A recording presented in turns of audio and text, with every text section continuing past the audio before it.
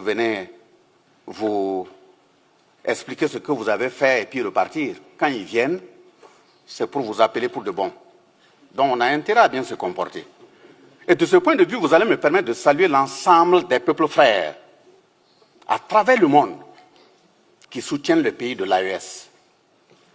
Et nous saluons fortement l'ensemble des gouvernements qui ont pris l'orientation de leur peuple, qui nous soutiennent et qui comprennent les pays de l'AES. Mais s'il y a des dirigeants qui n'ont pas encore changé leur carte mémoire à comprendre que le monde va dans un sens bien déterminé qui n'est pas le leur, ils ont intérêt à se réveiller très vite.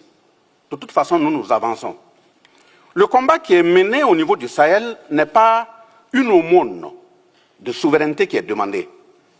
C'est un combat de conquête pour notre souveraineté. Et de ce point de vue, mon propos s'articule autour de deux clichés à clarifier, parce que nous constatons qu'à travers les discours et même les questions de droits humains qui sont évoquées, il y a des plans stratégiques d'assassinat de nos dirigeants qui sont en vue. Et quand je parle de plans stratégiques d'assassinat des dirigeants, il faut que mes propos soient précis, afin qu'on puisse comprendre. D'un moment, on parle de démocratie. Il faut que les pays de l'AES retournent à la démocratie. Il faut qu'ils retournent à des élections. Nous parlons de quelle démocratie?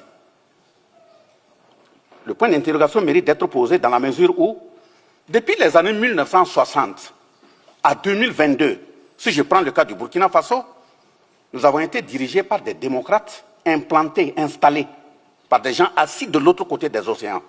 Quel est l'impact sur le terrain? Je prends quelques exemples.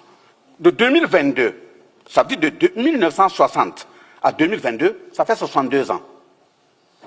Comparativement à 2022 jusqu'à 2026, ça fait 4 ans. En 4 ans, voilà ce qui a été fait.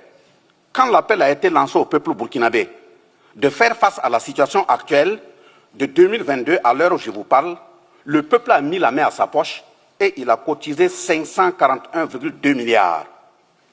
Le peuple dont on dit qu'il est martyrisé là, il a cotisé 541,2 milliards pour faire face à la situation actuelle. Ça n'a jamais existé dans notre pays. Donc quand on parle de peuple martyrisé, c'est de quel peuple?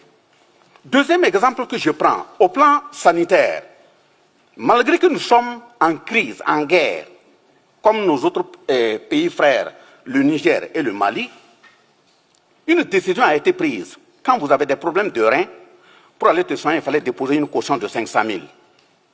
Le chef de l'État a pris un texte, cette caution de 500 000 a été annulée.